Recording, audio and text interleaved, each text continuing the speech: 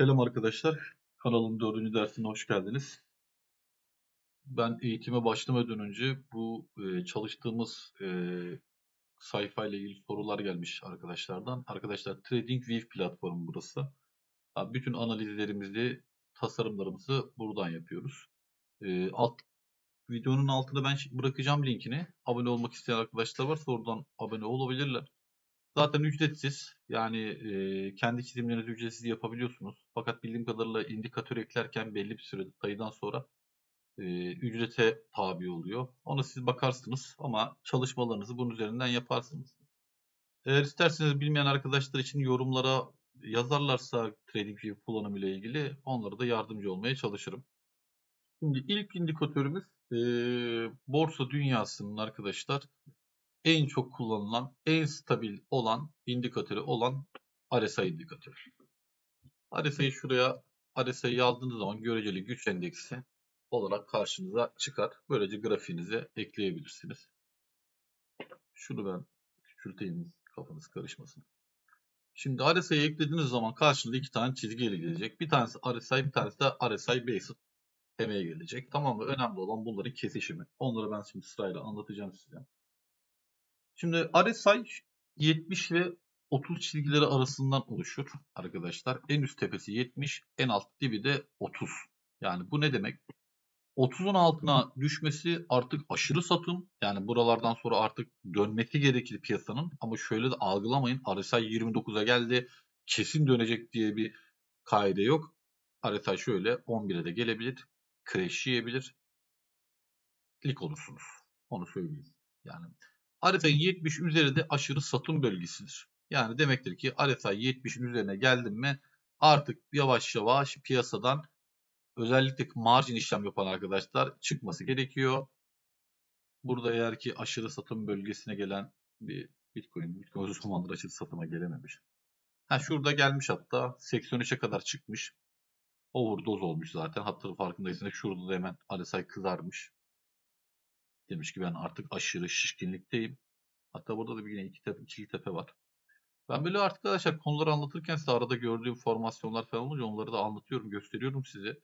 Bilgi olsun diye bunları da siz grafikler üzerinde çalışın. Kendi çizimlerinizi yapın. Sonrasında bana tekrardan bunlarla ilgili soracağınız sorular olursa yorumlar kısmına sorularınızı da sorabilirsiniz. RSI'ye bakalım. Örneğin RSI şurada kesişimi vermiş arkadaşlar. Bakın.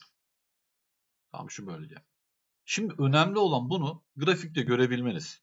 Yani grafikte bunu görebiliyorsanız zaten para kazanırsınız. Ve kaldırıcınızı her zaman çok düşük tutmalısınız. Yani RSI burada kesti. Hemen 32 bir long açayım falan. Arkadaşlar mahvolursunuz. Lütfen yapmayın böyle şeyler. RSI buraya geldi. Kesti. 3x 4x maksimum. Hani pozisyonunuzu taşıyabilin. Yani pozisyon buradan terse döndüğü zaman ciddi zararlar görmeyin. Hani siz 3x kaldıraçta fiyat şu kısma geldiği zaman çok rahat taşırsınız. Yukarı gider kâra geçersiniz ama 10x 20x kaldıracı girdiğiniz zaman piyasa buradan döndüğü zaman o riski alamazsınız. Boşu boşuna stop olursunuz ya da kendinizi şeyden çıkarsınız, işlemden çıkarsanız zarara girersiniz. RSI'nin yine bir aşağı kesmesi. Gördüğünüz gibi RSI burada aşağı kesmiş. Yine kesmiş, gelmiş, vurmuş, vurmuş, vurmuş, vurmuş. Şurada minörde yine bir küçük bir yükseliş olmuş. Benim tavsiyem RSI'nin diplerdeki ve tepelerdeki kesişimlerine odaklanın. Yani aralardaki kesişimler sizi yanıltabilir. Yani şuradaki kesişim hani şuradan alsanız 66.900 gitmiş zaten 68.500'e kadar. Yani o ki oraya gidene kadar da kaç tane fitil atmış şurada. Yani yine muhtemelen ya stop olursunuz ya da illa Allah getirir pozisyonu kapatır çıkarsınız. Uyumsuzluklar yani buna divergence diyoruz biz. Yani fiyatın gittiği yönle RSI'nin gittiği yön aynı olmazsa biz ona divergence diyoruz. Yani eğer ki fiyat yukarıda şöyle anlatayım. Divergence uyumsuzluklar diyeyim ben size. Diplerde ve tepelerde olur. Yani ortalardaki uyumsuzlukları çok baz almayın. Yanıltıcı olabilir.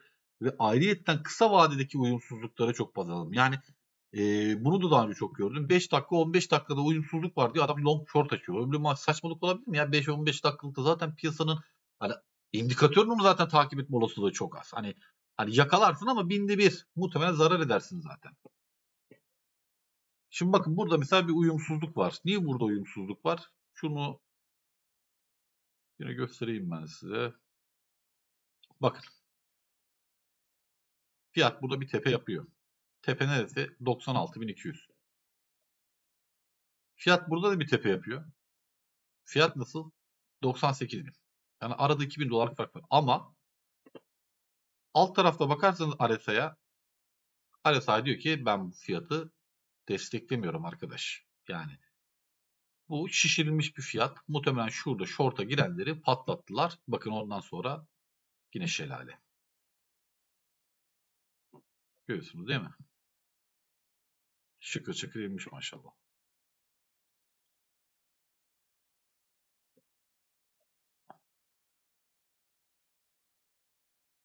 Susuzluk var. Arkadaşlar özellikle güncel grafikleri sizler için analiz ediyorum ki hani arkadaşlar için daha kolay olur güncel grafikler üzerinde hani bakmak isteyen işlem açmak isteyen arkadaşlar en azından bunları baz alır, zarar görmez. Bakın şurada bir dip var. Şimdi burada da bir dip var. Şimdi buradaki dibimiz 65.400, buradaki dibimiz 62.600. Şimdi alttaki RSI tarafındaki diplerimize baktığımız zaman RSI bunu destekliyor mu? Hayır diyor. Bu fiyat olması gerektiğinden fazla düşmüş. Bu da nedir? Muhtemelen long girenleri patlattılar. Önemli olan şunu görebilmeniz arkadaşlar. Bunu burada gördüğünüz zaman RSI burada evet kardeşim uyumsuzluk verdi. Bu pozitif uyumsuzluk fiyatın yukarı gitmesini bekleriz ki öyle olmuş. Fiyat buradan soluksuz 69.900 seviyelerine gelmiş. Yani yine şu anda zaten gördüğünüz gibi dirençte ben bununla ilgili de öğlen bir video attım. Hatta bununla ilgili bir short da yapmıştım. Yani şurada girecek arkadaşlar yine girmişler bazı arkadaşlar bana mesaj attılar. Yani niye böyle yapıyorlar anlamıyorum. Yani şurası çok sıkıntı trendin üst bandı. Yani bir bekleyin. Ya dedim ki en azından bir 8 saatlik falan bir mum kapatsın. Ondan sonra işleme girin. Niye bu kadar kendinizi strese sokuyorsunuz? Çünkü fiyatın buradan geri dönmeyeceğinin garantisi yok.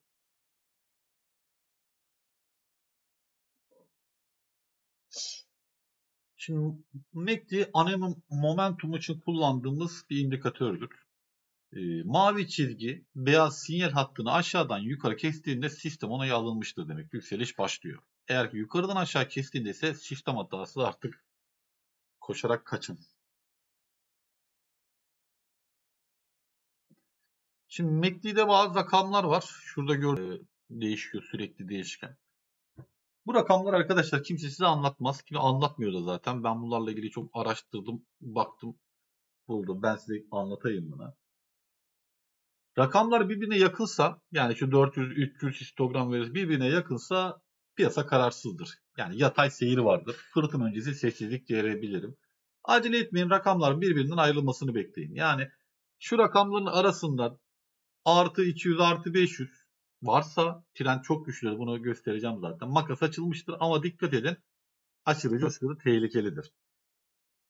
Bazen bu rakamlar özellikle şurada ben bunu canlı takip etmiştim. Eksi 2000, eksi 3000'lere kadar geldi. Bu da artık korkunun zirve yaptığı yerdir. Yani dip seviyedir arkadaşlar. Yani eksi 3000, eksi 4000 oldu mu bilin ki buralar dip seviyedir. Bir dönüş sinyali arayın.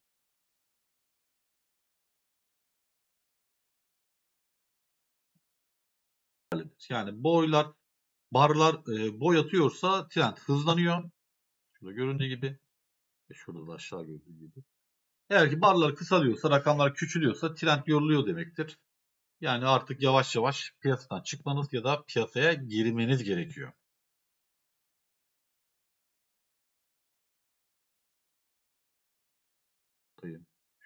Mesela şu Bitcoin'in en son düşüşünün yaptığı yerden grafiği oynatırsak daha iyi anlayacağınızı düşünüyorum. Bakın. Hatta şunu böyle aşağı çekeyim. Canlı canlı görün. daha iyi anlayacağını düşünüyorum. Şimdi burada ikili tepe var RSI'de. Aynı zamanda uyumsuzluk var. Negatif uyumsuzluk. Yani fiyat aşağı giderken grafikte fiyat yukarı gidiyor. Şu kısımdan bahsediyoruz. Bakın şu kısımdan bahsediyoruz. Gördünüz mü? Tepeler yükseliyor, tepeler düşüyor.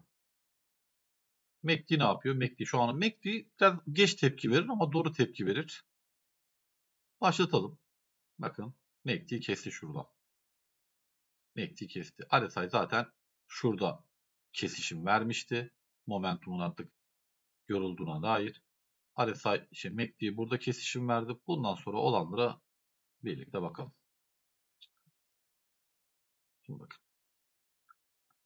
Bar boyları büyümeye başladı. Bar boyları büyümeye başladı. Bakın şuradaki rakamlara bakın.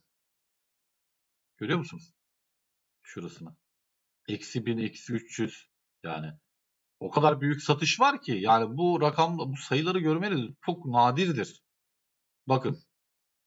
Şimdi biraz toparlıyor. Artık çünkü RSI burada 17 yapmış. RSI'yi rahatlatması gerekiyor. RSI'yi biraz rahatlattı. Hop. Tekrardan. RSI'ye yer açtı. Arkadaşlar bakın şu yükseliş, bakın RSI 20, şimdi RSI şu seviyelere geldi, 30 altına geldiği zaman tamam düşecektir ama öyle bodoslama düşmez. Bakın RSI'yi rahatlatması lazım. Değil mi? Nereye gelmiş? 60 seviyelerine bak. 60 seviyelere gelmiş. Tutunamamış bile. Yani bu fiyatın çok da kritik bir bilgi. Onu da vereyim ben size. Hazır aklıma gelmişken. Fiyatın yükselmesi için RSI'nin 50'nin üzerinde mumlar kapatması gerekiyor. Hacimli mumlar. Ve 50'nin üzerindeyse eğer zaten biz o anda evet RSI bu yükselişi destekliyor. Hacim de var. Biz artık işleme girebiliriz. Şimdi tekrar devam edeyim. Bakın 1900, 2000, biliyor musunuz? 1900'e kadar gelmiş. Bakın şurayı şöyle. Burada yine burada da mesela pozitif uyumsuzluk var. Şöyle göstereyim. Birinci fiyat nerede? 74.900. Burası.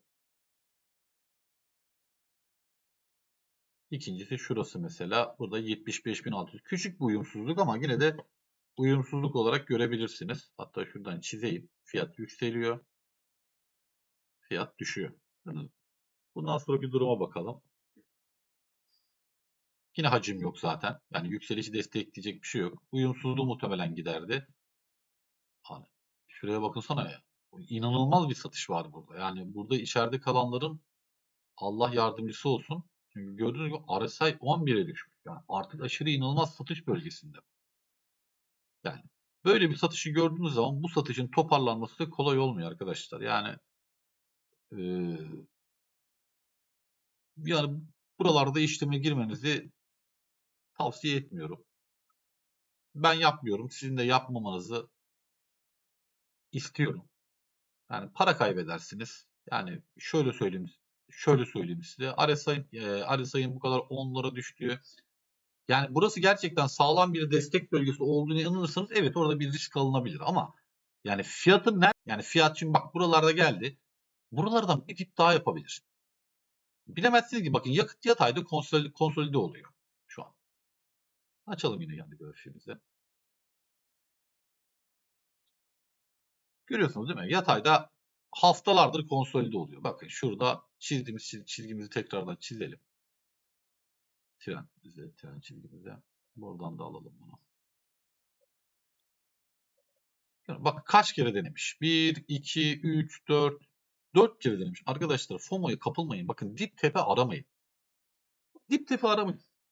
Ya bırakın ayılarla boğalar, o market yapıcılardır, büyük yatırımcılar, onlar birbirini yesin. Hangisi yerse onun tarafına gidersiniz işte. Yani küçük küçük miktarlarla işlemler açıyorsunuz. Gerek var mı böyle bir şeye? Yok. Paranızı pul edersiniz. Yapmayın. RSI ve MACD ile ilgili anlatacaklarım benim bu kadar arkadaşlar. Dediğim gibi fikirleriniz, yorumlarınız, bana soracağınız bir şey olsa yorumlar kısmında sorabilirsiniz. Ekstra anlatmam istediğiniz bir konu varsa Onları da bana gönderirseniz yorumlar kısmından eğitim planına onları da koymaya çalışırım. Şimdilik benim anlatacaklarım bu kadar. Hepinize iyi günler.